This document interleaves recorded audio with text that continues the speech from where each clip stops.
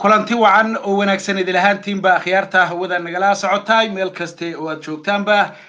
cawaysin wanaagsan ayaan idin leeyahay ku soo dhawaada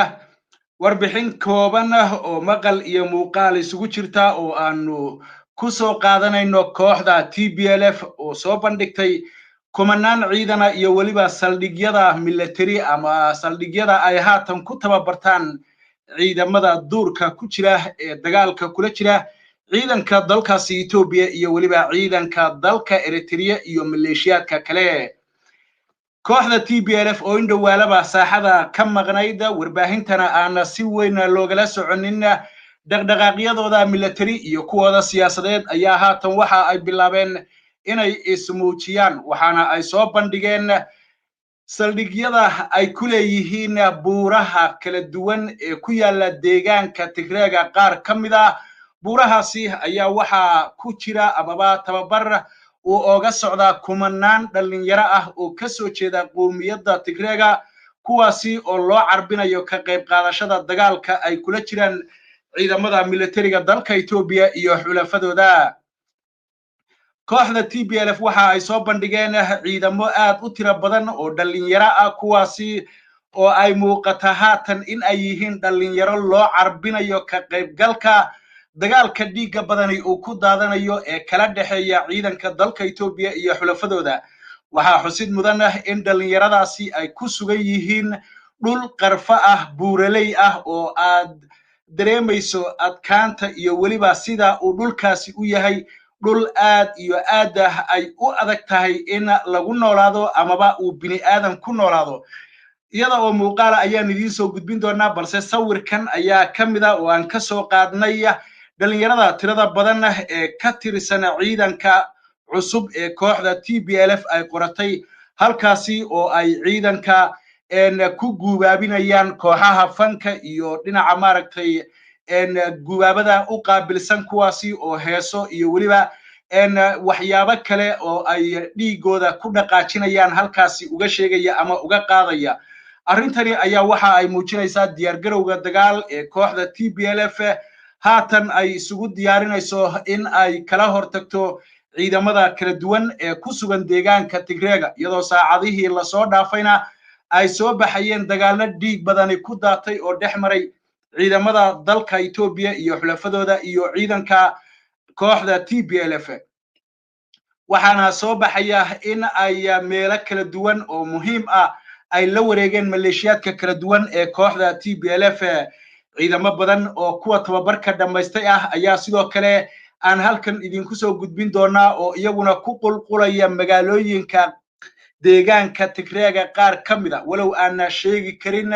magaalada ay galayaan midda ay tahay balse waxa halkan aan idinku soo gudbin doonaa ciidamadaasi tababarku u socdo iyo waliba abaabulka dagaal ee haatan kooxda TPLF ay ku guda jirto bal haynoo dambeeyo muuqaalka ku saabsan ciidanka kooxda TPLF ee iyagu ku qulqulaya magaalooyinka kadib markii ay dhameysteen tababarkii military ee in muddo ah uga socday dhulka buuraleyda ah waxaanse marka hore jeclahay in aan idinku duwa bal muuqaalka ku saabsan tababarka dhulka buuraleyda ah uga socda maleeshiyaadka kala duwan ee kooxda TPLF ee daawasho wanaagsan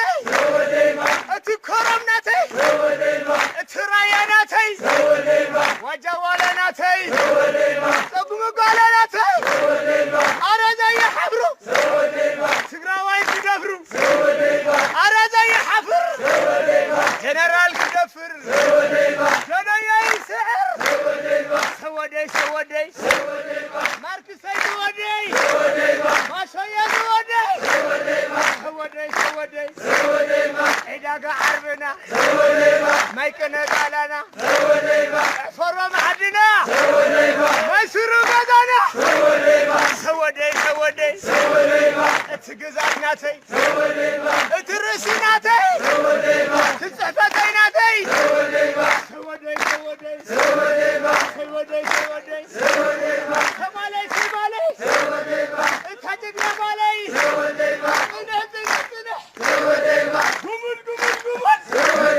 بانديرها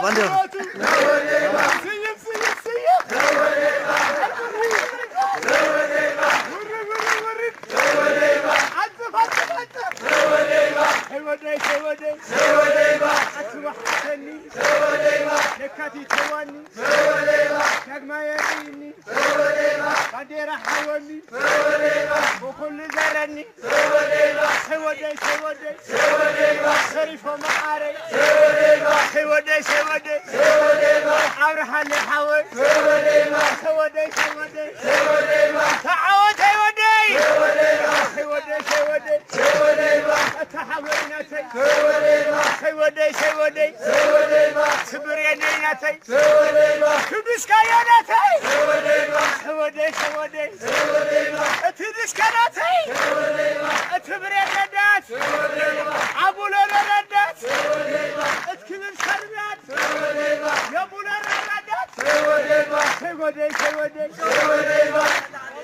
تحول ريفو عزق هيا بوبو سوي تحول ريفو عزق هيا بوبو سوي تحول ريفو عزق هيا بوبو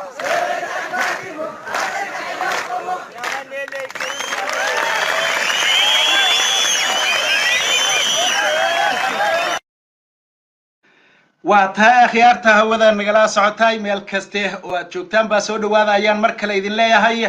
kuwaasi waxay ahaayeen qaar kamid ah saldhigga tababarka kooxda TPLF uga furan dhulka buuraleyda ah ee deegaanka Tigreega muuqaalkani ayaana waxa ay soo duubeen muddo haatan laga joogo qiyaastii 18 saacadood oo ay soo galiyeen warbaahintooda sidoo kale waxa jira muuqaalo kale oo iyagana ay soo gudbiyeen oo ay ka muuqdaan maleeshiyaadkan ama ciidanka kooxda TPLF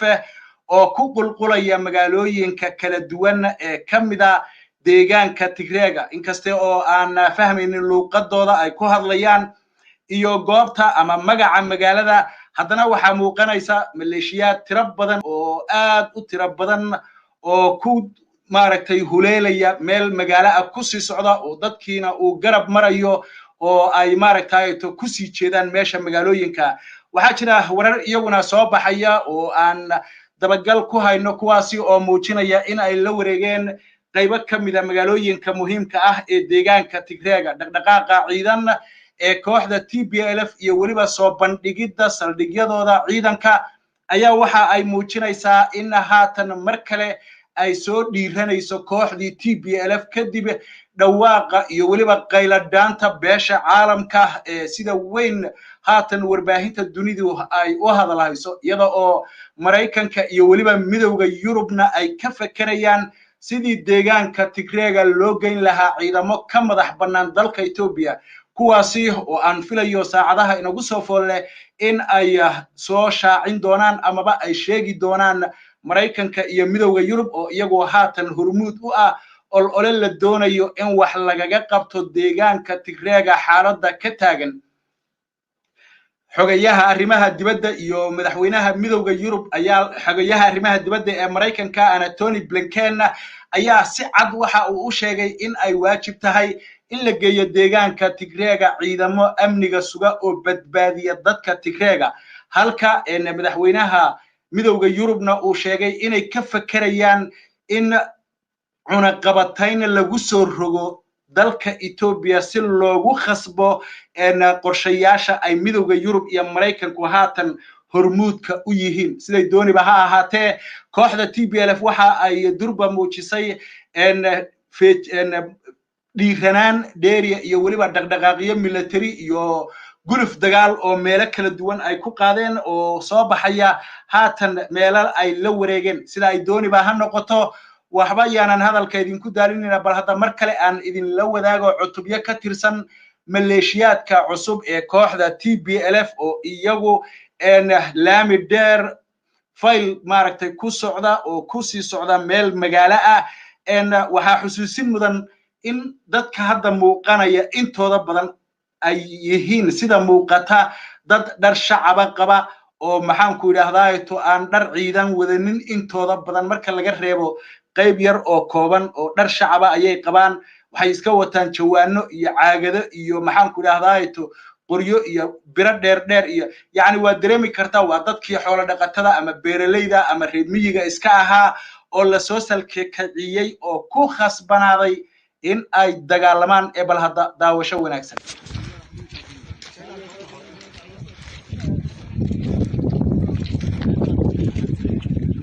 مرتفانيا كذا سوف يجيلو الحرية ويا أرجي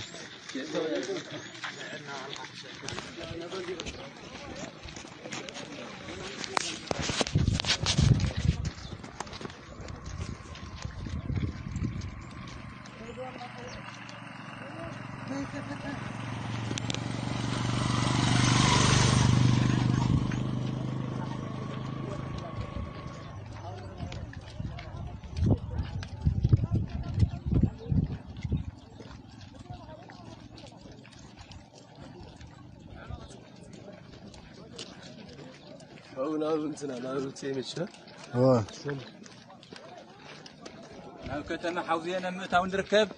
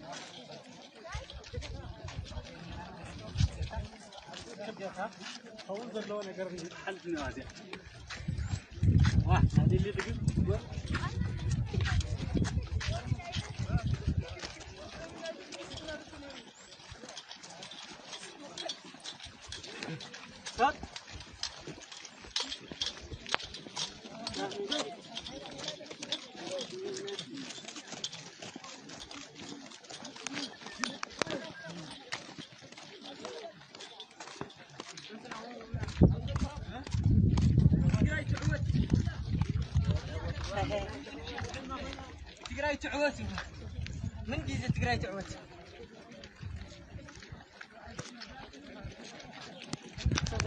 وراري ما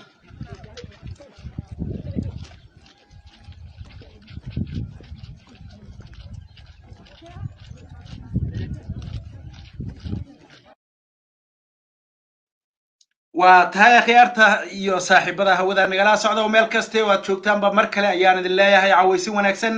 kuwaasi waxa ay ahaayeen qayb kamid ah maleeshiyaadka cusub ee kooxda TPLF ay sheegtay haatan inay ku soo biiriyeen amaba ay ku soo kordhiyeen fagaarayaasha dagaalku uu ka socday ee ay ku loolamayeen ciidamada dawladda federaalka ah ee dalka Itoobiya iyo xulafadooda iyo ciidamadii hore ee maamulka Tigreega kuwaasi oo indhowaalaba ay muuqatay in looga itaal roonaaday kooxdii TPLF iyo waliba ciidamadeedii kuwaasi oo buuraha miciinsaday balse haatan ay muuqato in ay dib u soo rogaal celiyeen ayna u suura gashay inay soo tabiyaan ama soo baahiyaan muuqaalada iyo waliba